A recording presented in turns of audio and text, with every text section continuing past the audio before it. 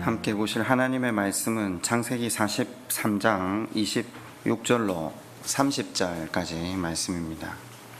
창세기 43장 26절부터 30절까지 말씀을 교독하도록 하겠습니다.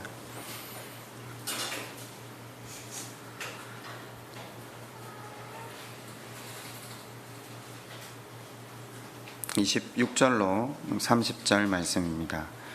요셉이 집으로 오매 그들이 집으로 들어가서 예물을 그에게 드리고 땅에 엎드려 절하니 그들이 안부를 물으며 이르되 너희가 말했던 그 노인이 안녕하시니 아직도 생존해 계시니 그들이 대답하되 주의 종 우리 아버지가 평안하고 지금까지 생존하였나이다 하고 머리 숙여 절하더라.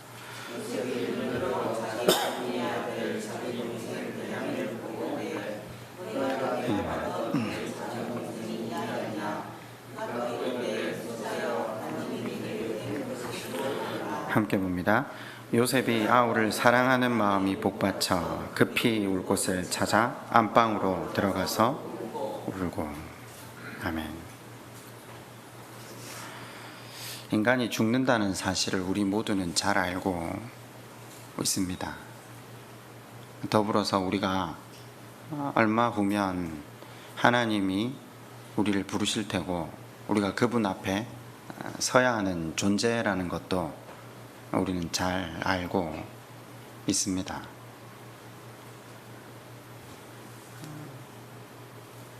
그러나 아는 것과 막상 죽음이 내 코앞에 닥쳐서 죽음을 절감하는 것과는 차이가 천지 차이입니다.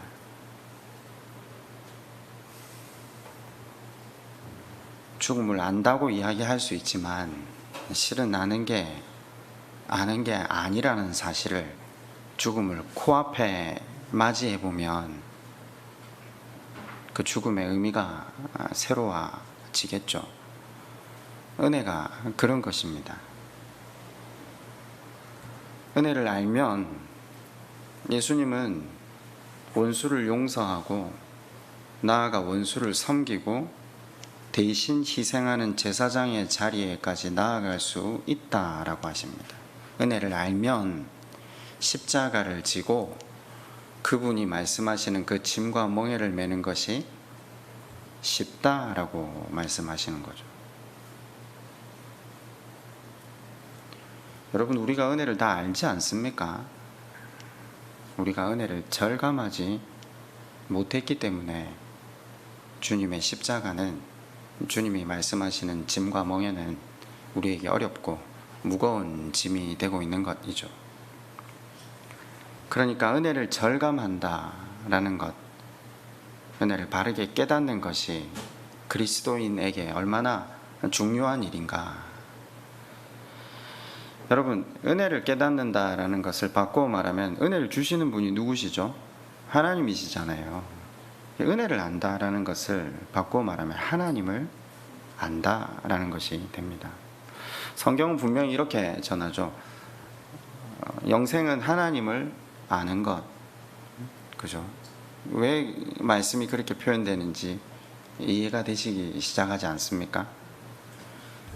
그 하나님의 은혜를 절감할 때 우리는 하나님의 다스림과 통치 안에 거하게 되고 하나님 그분이 우리를 부르신 대로 왕같은 제사장의 사명, 그러니까 받은 은혜를 흘려보내는 그 삶을 살아갈 수 있기 때문이죠. 바꿔 말하면 하나님 나라를 이루어가기 시작하겠죠. 가만히 이렇게 생각해 봅니다. 말씀을 통해서, 설교를 통해서 은혜를 절감할 수 있을까? 아니요. 다 깨닫지 못합니다. 은혜를 알게 할 수는 있겠죠. 은혜를 절감하게까지는 못하는 것 같습니다. 그건 성령의 영역인 것 같습니다. 요셉처럼, 다윗처럼 일평생 들었잖아요. 아버지로부터, 할아버지로부터 하나님께서 자기에게 베푸신 그 은혜가 얼마나 큰지를 들었습니다. 자기 같은 죄인인 인생이 자랑할 것 하나 없는 행동만 했는데도 일방적인 그 하나님의 은혜가 내한테 있어서 내가 여기까지 왔다라고 손자에게 얼마나 이야기했겠습니까? 다윗도 수도 없이 들었지 않겠습니까? 그러나 그들에게 은혜가 절감되었던 것은 고난의 학교를, 광야의 수업을 지날 때였습니다. 자신에 대한 깊은 통찰, 그리고 변하지 않는 자신의 삶의 모습이 그대로 지속됨에도 불구하고 변함없는 그 하나님의 사랑이 부어지는 것을 보면서 드디어 그 하나님의 은혜를 인생들은 절감하게 됩니다. 저는 교회가 이걸 도왔으면 좋겠다라는 생각을 여러 번 했습니다. 결국 우리가 그 하나님의 인도하심 가운데 광야로, 또 때로는 고난으로, 또 때로는 구덩이로 들어갈 때 이 땅 가운데 소망이 없다, 원망과 분노로 세월을 날려보내지 않고 그 깨닫게 하시는 성령의 능력이, 우리가 들은 말씀이 있어야 깨달을 것 아닙니까? 그때 그 말씀을 기억하게 하셔서 다시 말씀을 이정표 삼아서 삶의 방향을 잘 잡고 걸어갈 수 있도록 하나님 하시겠구나. 그래서 말씀을 전하면서 우리가 은혜를 절감하게 하는 유일한 비결이 뭔가? 여러분은 어떻게 생각하세요? 교회에 와서 은혜를 깊이 절감하는 때가 언제입니까? 하나님은 우리 대신 죽으셨다, 우리를 사랑하신다, 그냥 들으면서 어떤 마음이냐면 내가 그럴 만한 근거가 있기 때문이 아닌가. 다 우리 그렇게 생각하지 않습니까? 그런데 성경의 인물들을 보면서 한 명도 그 은혜를 받을 만한 행동이나 삶을 산 적이 없는 사람이라는 것을, 그게 우리라는 것을 깨달을 때 은혜가 절감되지 않겠습니까? 가끔 교회를 다니면서 그런 한 사람 한 사람을 만날 때마다 굉장히 큰 위로가 됩니다. 그러니까 우리 교회를 다녀서 그런 게 아니라 말씀을 그동안 들어왔던 그 말씀이 심기어져 있어서 어느 날 하나님께서 그 말씀을 통해 자기를 비추게 하시고 자기가 어떤 존재인지를 깊이 절감했을 때 드디어 성경의 모든 말씀들이 위로가 되기 시작하는 거죠. 제가 한번 여쭤본 적이 있어요. 우리 교회 오시는 분들마다 제가 이제 다 여쭤보는데 어째 오시게 됐냐? 그렇잖아요. 우리 유치원에 앉아 있을 때는 바닥에 앉아야 되고 여기 와서도 뭐 크게 변한 게 없는 환경인데 되게 한 번씩 궁금할 때가 있거든요. 어떻게 오셨냐고 하면 이제 가장 최근에 오신 분하고 대화를 나누다가 참 큰 위로가 있었는데 제가 그랬어요. 아니 말씀을 들으셨냐고 하니까 앞에서부터 꾸준히 좀 들었다고 하시더라고요. 그러면 제 속으로 이제 그럼 그때 오시지 왜 지금 오셨을까 생각이 들었는데, 그래 또 제가 말을 좀 돌려서 한번 여쭤보니까 그런 말씀을 하시더라고요. 말씀을 계속 들을 때 말씀이 너무 부담이 됐다, 말씀이 나를 올가매고 두렵게 했다, 그러니까 중간에 듣지 않았다 하시더라고요. 그러시고 그럼 뭐 어떻게 다시? 그러니까 어느 날 지나가다가 말씀을 들었는데 그분 표현이 그러셨어요. 자기를 불러다가 성령께서 자기에게 하시는 말씀으로 들리기 시작하더라는 거죠. 제가 되게 궁금해서 어느 편 말씀이었죠 여쭤보니까 그 편 말씀을 이야기하시는데 죄에 대해서 지적하는 말씀.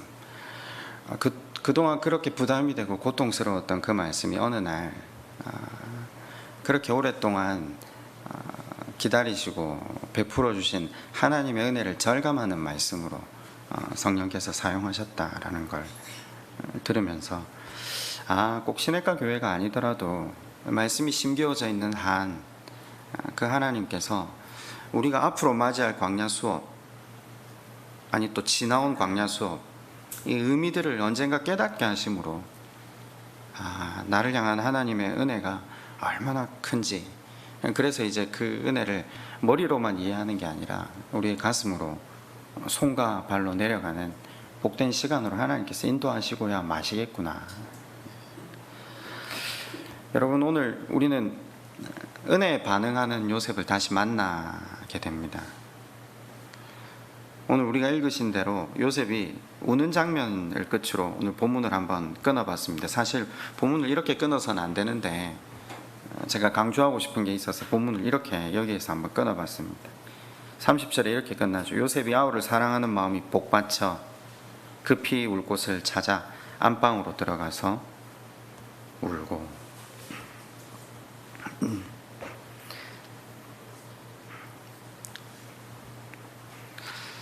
그 성경이 기록하고 있는 내용들을 이렇게 보면서 그 문자 너머에 있는 행간의 그 마음, 이런 것들을 좀 볼 때마다 여러 가지 질문이 들거든요.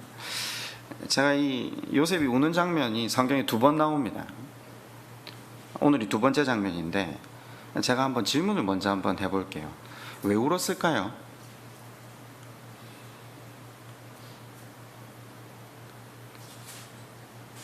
본문은 사랑하는 형제를 만났기 때문이라고 밝히고 있죠.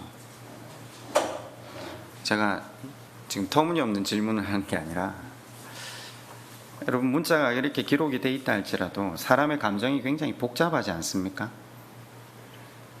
우리는 한 가지 생각만 하는 사람이 아니라 운다 할 때 굉장히 여러 가지 다단한 감정들이 우리 가운데 생기는 걸 압니다. 첫 번째 요셉이 형제들을 만나서 울었던 장면은 언제였습니까? 3일 동안 갇혀 있다가 나왔을 때 형제들이 회개하기 시작하잖아요. 물론 회개가 온전한 회개는 아니었죠. 자신들의 잘못을 그들이 깨닫기 시작했을 때 요셉이 들어가서 웁니다. 우리는 누군가 울 때 굉장히 단순하게 해석하려 됩니다. 저 사람 감정이 복받쳐서 정에 그 마음이 감동을 받아서. 과연 그럴까요? 저는 요셉이 우리와 같은 인간이라고 생각하거든요. 이런 거죠. 은혜를 받았을 때는요, 은혜를 절감했을 때는 우리가 그 일을 감당해야 되는 것을 인정하잖아요. 그죠?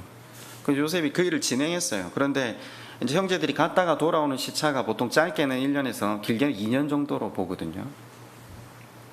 다시 이 사람들을 만났을 때 여러 가지 복잡한 생각이 머릿속에 들지 않았겠습니까? 이를테면 이런 거죠. 내가 왜 이 일을 감당해야 되지? 여러분 그런 적 없으세요?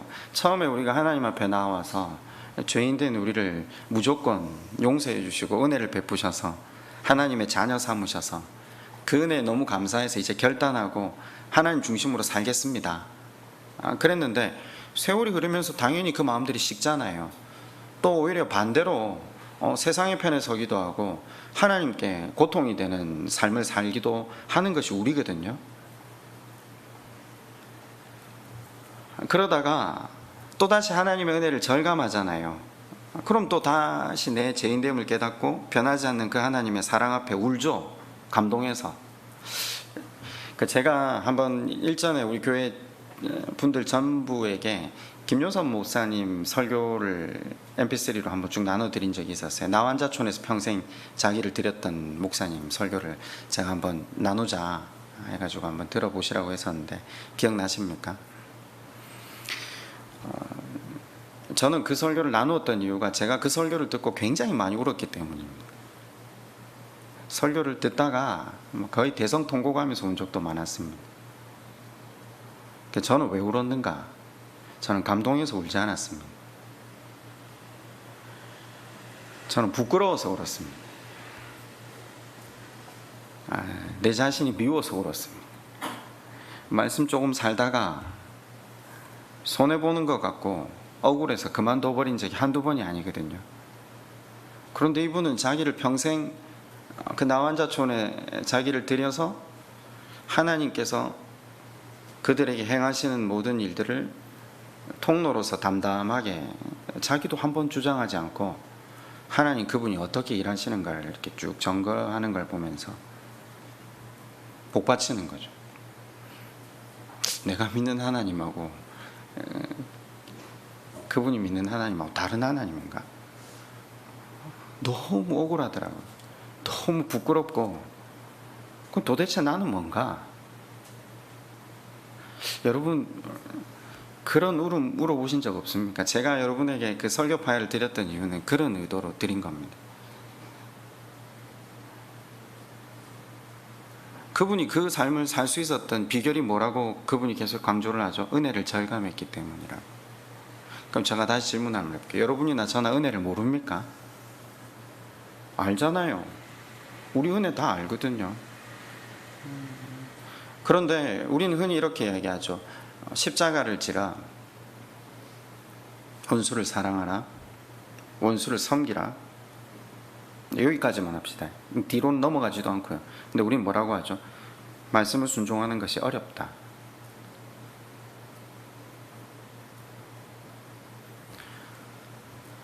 뭐 때문에 어렵죠? 김효수 목사님 설교를 들어보면 우리가 하려고 하기 때문에 어렵다라는 거죠. 저는 교회 다니면서 제가 제일 이해가 안 됐단 말이 이 말입니다. 아니 그렇잖아요. 우리가 하는데 우리가 하지 않았다고. 이 말이 됩니까? 내 힘으로 해놓고 하나님이 하셨다. 하나님 힘으로 했다고. 옛날부터 이게 참 이해가 안 갔습니다. 그냥 어떤 사람들이 그 일을 해놓고 간증할 때 이거 하나님이 하셨습니다. 하나님께 영광의 박수를 돌립시다 할 때 들으면서 무슨 생각을 했냐면 저 사람이 그냥 겸손을 떠는구나. 전 그렇게 생각했거든요. 그런데 아니죠. 아니죠. 은혜를 절감한 사람들은 자기가 은혜 받을 만한 가치가 없다는 걸 온전하게 깨달았거든요. 그래서 가치 없는 자신에게 무한대의 은혜를 베풀어 주셨기 때문에 이 은혜를 흘려보내는 것은 당연하고 마땅한 일이라는 거죠. 그러니까 하고 난 다음에 자기를 주장할 일이 전혀 없는 거죠.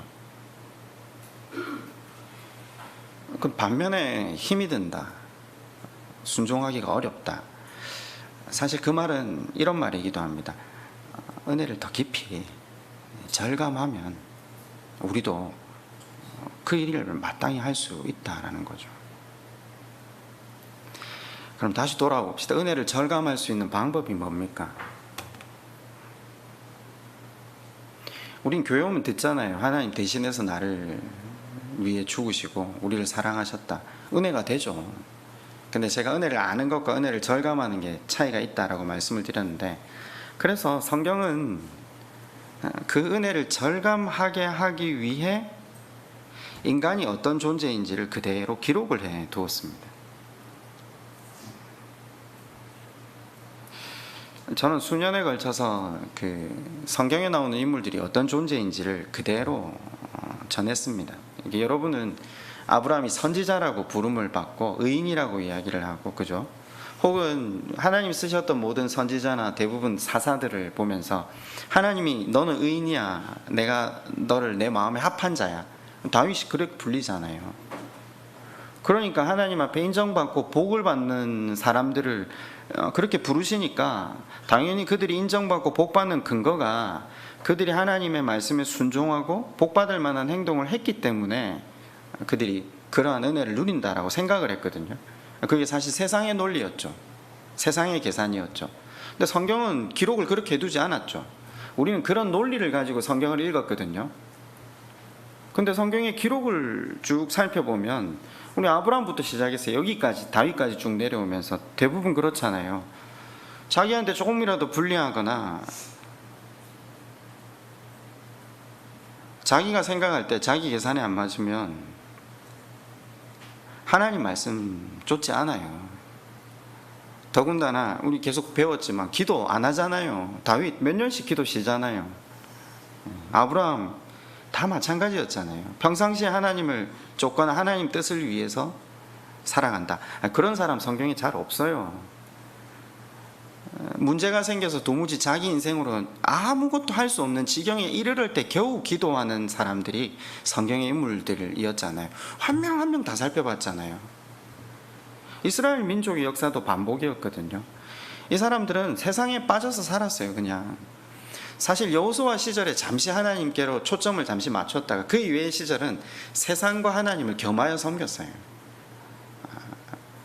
내일을 보장하는 것이 돈이고 성공이라는 생각과, 솔로몬이 그랬잖아요. 제가 어제 우리 아이들하고 예배드리면서 그랬어요. 야, 솔로몬이 하나님 말씀 붙들고 하나님 그분만을 붙들어서 공주 많이 들여서 이웃과 동맹하는 정치적인 계략 쓰지 말고 군대 늘려서 나라를 다스리려 하지 말고 정말 하나님 말씀대로 순종하면 하나님 나라를 지키신다. 솔로몬이 믿고 순종했냐? 우리 아이들 아니라고. 그럼 그 증거가 뭐냐 물었더니 일단 증거는 대답을 못 하더라고요. 제가 그런 이야기를 했어요. 솔로몬이 하나님 말씀을 제일 의지하지 않고 제일 먼저 했던 일이 이집트 딸하고 결혼했다. 그 몇 명하고 결혼했게 이랬더만 아이들이 이제 너희가 맞춰봐라 이랬더니 우리 집 아이들이 이제 뭐 40명 50명 이러더니 와 그건 너무 많아 이랬더니 무슨 아내가 한 명 있어도 어려운데 제가 그랬거든요. 이제 집사람하고 같이 예배드리다 분위기가 안 좋아졌는데 그런데 몇 명이 아내를 돕게 이랬더니 아이들 700명이야 700명. 솔로몬은 할 수 있는 한 세상의 논리로 끝까지 살았던 사람. 그런데 솔로몬이 하나님 은혜 받을 만한 행동을 해서 하나님이 약속하신 대로 그에게 지혜, 하나님만 의지하는 인생이 되게 하십니까? 아닙니다. 성경의 기록은 하나님의 일방적인 사랑에 의해서 사람이 다시 세워지고 복을 누린다라는 거죠. 여러분, 바리새인과 서기관으로 대표되는 사람들의 문제가 무엇입니까? 예수님은 늘상 그들에게 문제를 하나를 지적하시죠. 너희가 하나님을 알지 못한다라는 거죠. 무슨 말이죠? 너희가 은혜를 알지 못한다라는 말입니다. 여러분, 이게 이해가 되십니까? 쉽게 말하면 바리새인과 서기관들은 자기를 오전 9시에 나온 자라고 착각하고 사는 겁니다. 이게 핵심입니다. 여러분은 오전 9시에 나온 사람이라고 착각하고 사시지는 않습니까? 뒤에 들어온 사람들은 오후 5시에 들어온 사람들은 오전 9시에 들어온 사람처럼 살아가려고 애를 쓰는 게 착각이죠. 그죠? 오전 9시에 나온 사람들의 착각은 바리새인과 서기관들 같다 했는데 예수님이 너희들에게는 화가 있을 거다라고 한 이유가 뭐죠? 저는 교회를 오래 다니면서 대부분의 사람들이 오전 9시에 나온 사람들이라고 착각하고 살고 있다고 생각합니다. 이유가 뭔가 하나 간단하게 예를 하나 들어볼까요? 이런 질문 안 드셨어요? 죽기 직전에 회개하고 예수 그리스도를 영접하고 구원받는 분들 계시죠? 그분들 보면서 여러분 뭐라고 하세요? 부끄러운 구원이라고 표현한 적 없으세요 혹시? 세상에 부끄러운 구원이 어디 있어요? 그것 자체가 우리가 오전 9시에 나온 정체성을 가지고 있다라는 거죠. 그러니까 우리가 누리는 이 구원은요, 오전 9시에 나와서 6시까지 일했다고 해서 이 구원의 가치를 얻는데 0.00001%도 더 할 수 있는 게 아니잖아요. 영생을 우리의 수고나 노력으로 그 부분에 1%라도 더 할 수 있습니까? 그럼 5시에 나와서 6시까지 일한 사람이나 9시에서 6시까지 일한 사람이나 구원에 우리가 관여한 게 있습니까? 없죠. 그런데 그 하나님 나라를 이루는 그 영생뿐만 아니라 하나님은 온 우주 만물을 통치하는 왕의 자리로 우리를 영광스러운 자리로 우리를 부르신다고 했거든요. 이 두 가지를 우리가 무엇으로 어떤 가치로 거기에 이바지했다라고 이야기를 할 수 있습니까? 없죠. 포도원 비유의 핵심이 무엇이었죠? 그 우리의 어떠함이 그 하나님께서 우리에게 베푸신 그 구원 그리고 그 영광된 자리에 일조했다라는 착각이죠. 아니요. 모두 일방적인 은혜로 거저받은 무한대의 사랑이라는 것을 포도원 비유가 우리에게 증거하고 있는 거죠.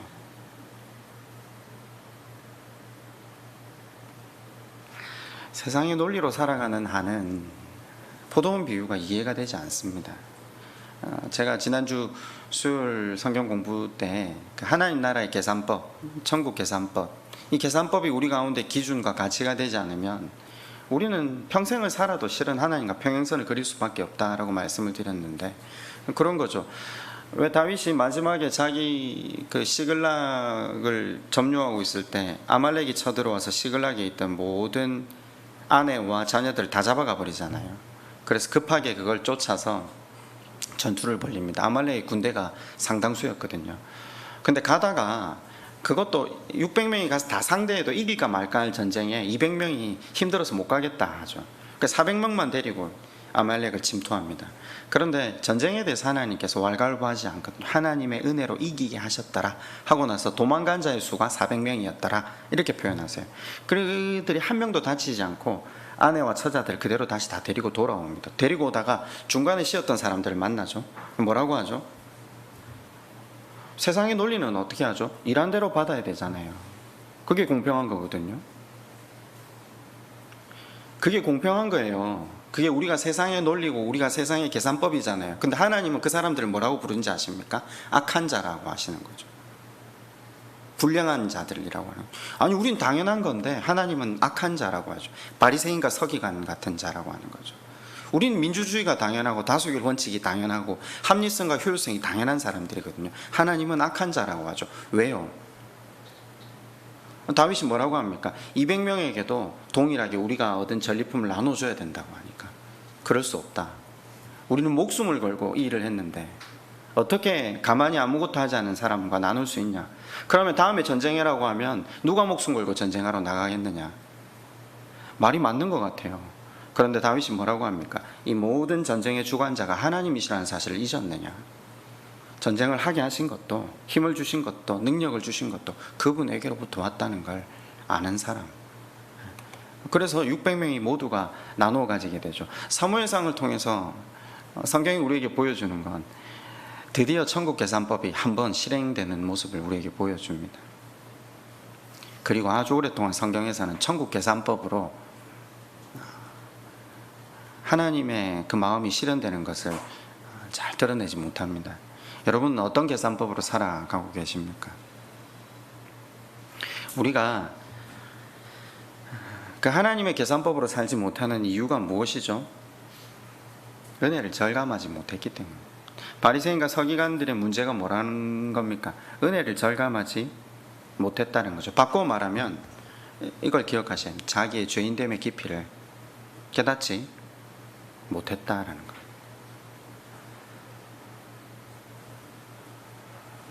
죄인됨의 깊이를 절감하지 못했다. 바꿔 말해 은혜의 깊이를 절감하지 못했다. 그러면요 주께서 우리에게 지라시는 십자가 멍에와 짐은 무거울 수밖에 없습니다. 이건 가벼운 게 아닙니다. 이건 극기로 해야 되는 겁니다. 저는 사실 요셉을 보면서 요셉이 참 대단해 보였었습니다. 그렇지 않습니까? 요셉에게 주어졌던 사명은 얼마나 어려운 사명입니까? 형제들을 바로 세운다. 아버지는 그렇다 치고 이 형들은 보통 사람이 아니잖아요. 본문에서 오늘 2년여의 시간 만에 그들을 다시 대한 거죠. 그죠? 베냐민을 데리고 온 그 형제들을 말입니다. 저는 형제들을 딱 대했을 때 그 요셉의 마음에 제일 먼저 떠올랐을 기억이 뭘까? 여러분 사람 용서하는 게 쉽습니까?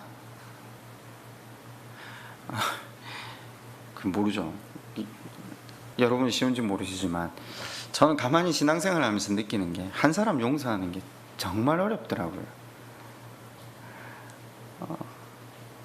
그게 의지나 극기로 가능한 일이 아니라는 걸. 그냥 몸에 병이 생기죠 우리가. 요셉은 지금 용서해야 되는 대상이 어떤 사람이죠?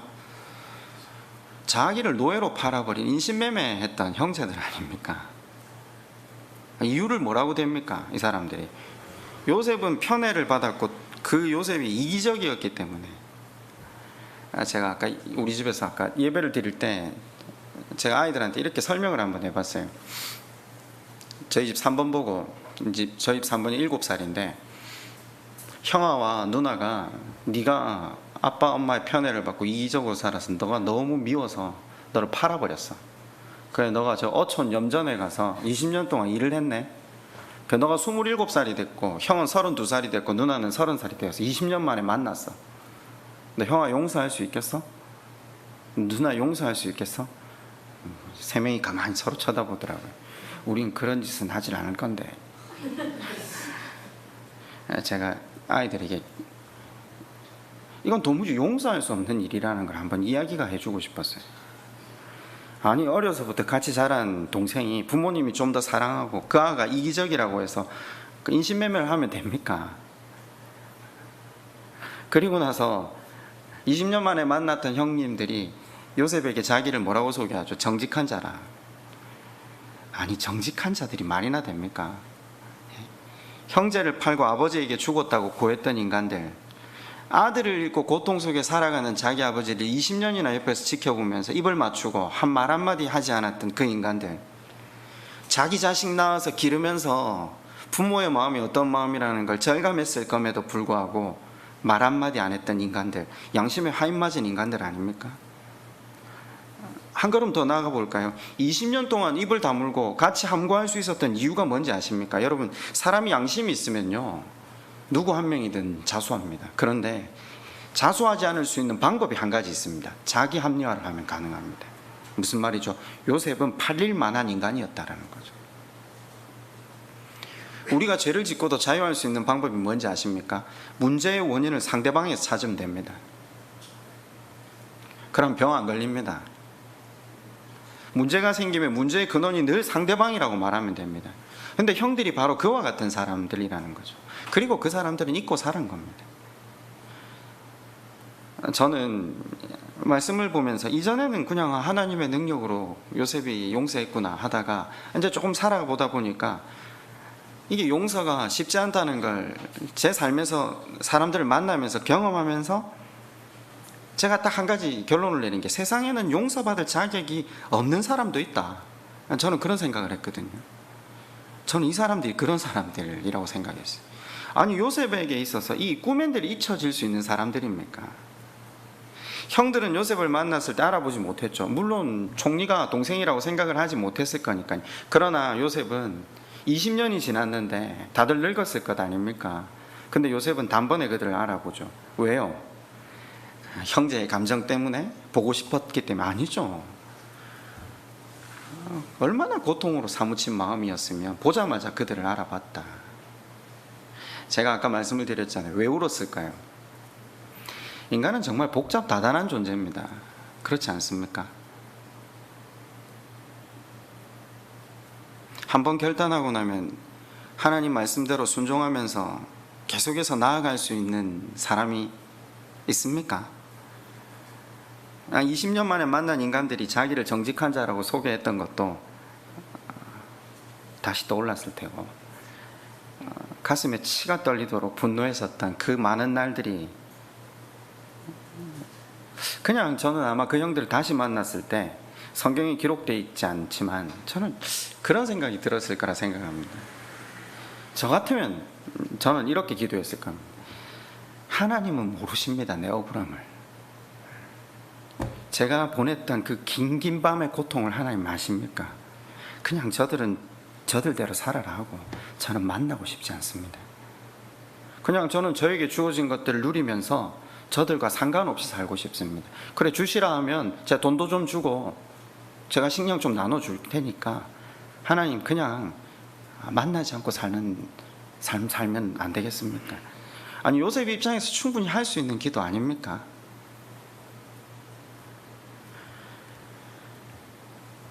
요셉이 사명으로만, 머리로만 배웠다면 거절했을 겁니다. 그런데 중요한 건 요셉이 명령에 순종했다라는 거죠.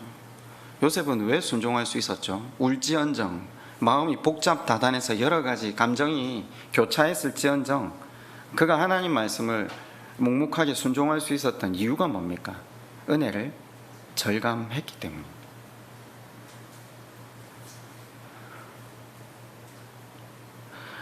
그 성경에서 앞에서 창세기 37장부터 기록된 내용에 근거가 나옵니다. 그가 노예로 팔렸을 때 하나님이 그와 동행하시며 그가 형통케 되었다. 그가 종살이를 할 때 하나님이 그와 동행하시며 그가 형통케 되었다. 그가 옥살이에 떨어졌을 때 하나님이 그와 동행하시며 그가 형통케 되었다. 우리가 형통케 되었다니까 자꾸만 형통케 된 게 없는데 뭐가 형통케 된 거지라는 질문을 했잖아요. 뭐가 형통케 된 거죠?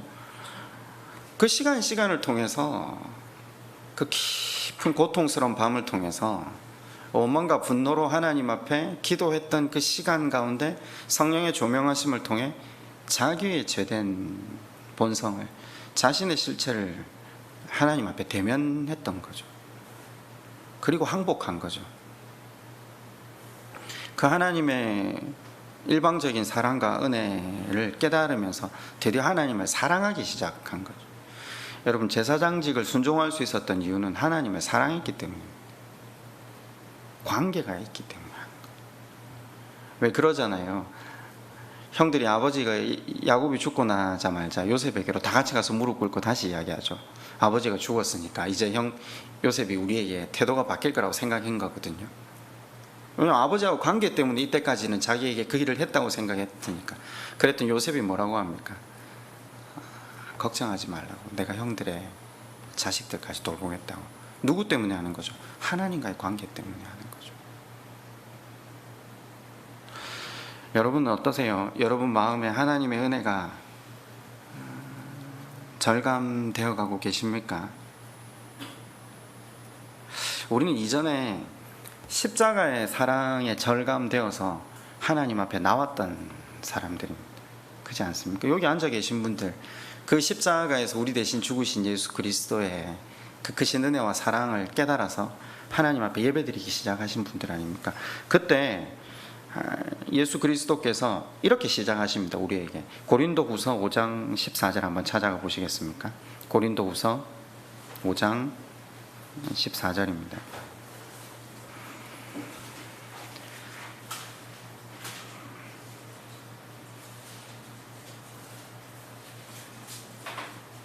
고린도후서 5장 14절부터 21절인데 제가 읽어드릴게요. 그리스도의 사랑이 우리를 강권하시는도다. 우리가 생각하건대 한 사람이 모든 사람을 대신하여 죽었은즉 모든 사람이 죽은 것이라.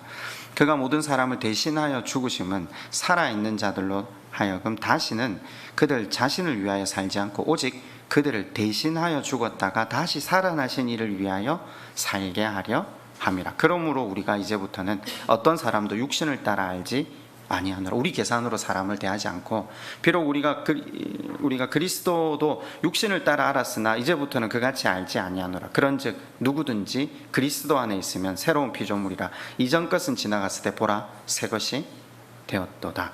밑에 계속 읽어보면 대신 20절에 보면 그러므로 우리가 그리스도를 대신하여 사신이 되어 하나님이 우리를 통하여 너희를 권면하신 것 같이 그리스도를 대신하여 간청하노니 너희는 하나님과 화목하라. 하나님이 죄를 알지도 못하신 이를 우리를 대신하여 죄로 삼으신 것은 우리로 하여금 그 안에서 하나님의 의가 되게 하려 하심이라. 무슨 말입니까? 많이 읽으신 구절 아닙니까? 이제 예수께서 우리를 대신하여 죽으심으로 우리는 새로운 피조물, 새 이스라엘이 되었다라는 거죠. 주님이 우리를 대신하여 죽으심으로 이제 우리가 그 예수 그리스도의 은혜로 옷 입은 그리스도인이 되었다. 한 것이 아니라 새 것이 되었다.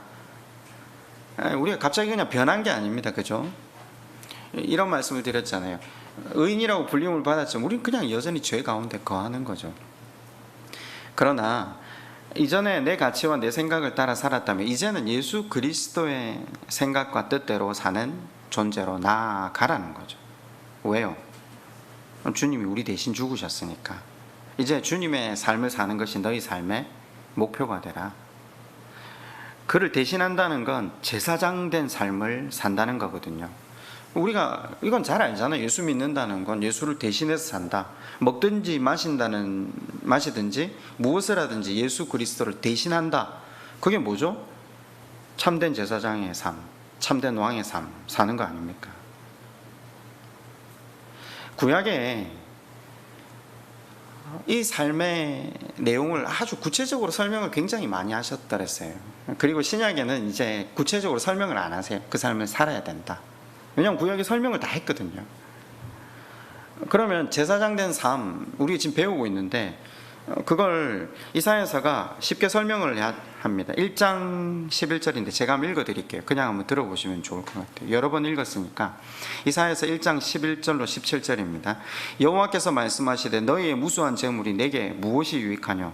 나는 수량의 번제와 살찐 짐승의 기름을 원하지 않는다. 나는 수송아지나 어린 양이나 수렴소의 피를 기뻐하지 아니하노라. 너희가 내 앞에 보이러 오니 이것을 누가 너희에게 요구하였느냐? 내 마당만 밟을 뿐이니라. 헛된 재물 가져오지 말라. 분양 내가 가증히 여기는 바요 월삭과 안식일로 대회로 모이는 것도 그러하니 성회와 홀로 악을 행하는 것을 내가 견디지 못하겠노라. 예배 드리러 오는 모든 사람들이 하나님은 악이래요.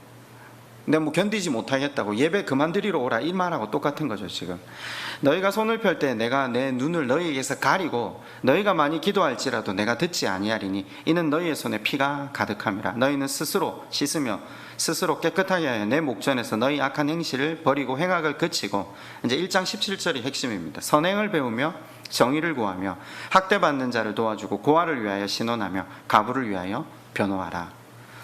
이게 사회사업을 해라 이 말이 아닙니다. 관용오구잖아요. 그럼 무슨 말입니까? 앞에는 물질 가지고 오지 말라 이 말입니까? 아니죠. 내가 원하는 예배는 너희가 은혜를 절감하고 나한테 나올 때 이것으로 가득 채워달라는 거죠. 그게 17절이죠. 회개하라는 말이죠. 17절의 회개는 무슨 회개입니까? 회개가 깊어져야 된다라는 거죠. 단지 죄를 깨닫고 슬퍼하고 뉘우치고 우는 것으로 끝내지 말고 제사장의 삶을 살아가는 거예요. 다른 사람을 위해 희생하는 자리로 나아오라는 거죠. 물질로 나를 다루려고 하지 말고 회개했지 않느냐, 회개를 실행하라는 겁니다. 하나님 앞에 사람이 온전하게 깨어졌을 때 생겨나는 결과가 뭔지 아십니까?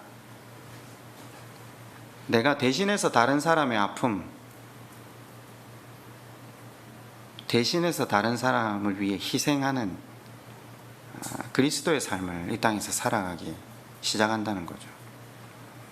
잘못을 깨닫고 슬퍼하는 회개에서 다른 사람의 잘못도 짊어지고 회개로 나아가는, 그러니까 제사장의 수준으로 나아올 것을 구약에서 하나님께서 계속 반복하셨던 거죠. 말씀을 정리해 봅시다. 누가 나를 억울하게 했다?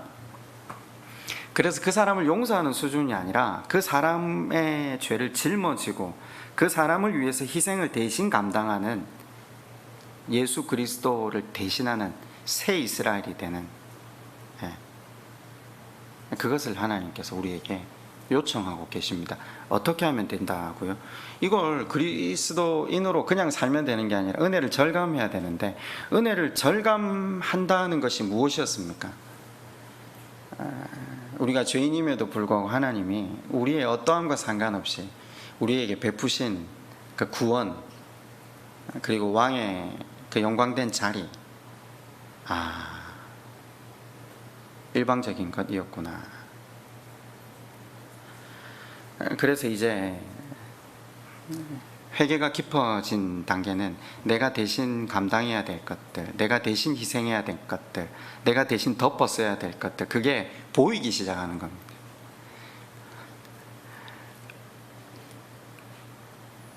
그게 깨달아지기 시작하는 겁니다.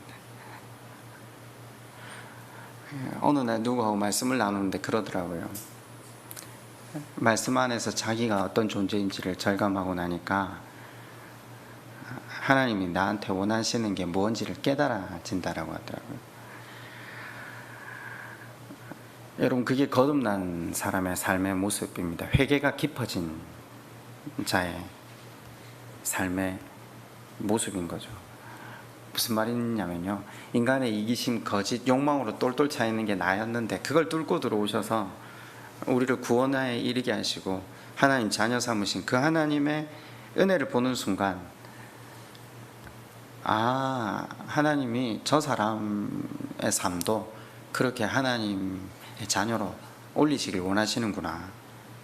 그러니까 우리도 우리 곁에 사람의 그 거짓, 이기심, 죄악을 알고도 속아줄 수 있고요, 알고도 져줄 수 있게 되는 거죠. 받아주고 감싸주는 게 가능해지는 거죠. 왜? 하나님이 보이니까요. 당해도 다시 당해줄 수 있는 거죠. 이기려고 달려들면 져줄 수 있는 겁니다. 이게 희생이고 이게 대속적 고난이고 제사장의 역할이라는 거죠. 바라옵기는 은혜의 깊이가 날로 깊어져 가시는, 은혜를 깊이 절감하는 저와 여러분 되시기를 주님의 이름으로 축원드립니다. 우리 한번 기도할까요?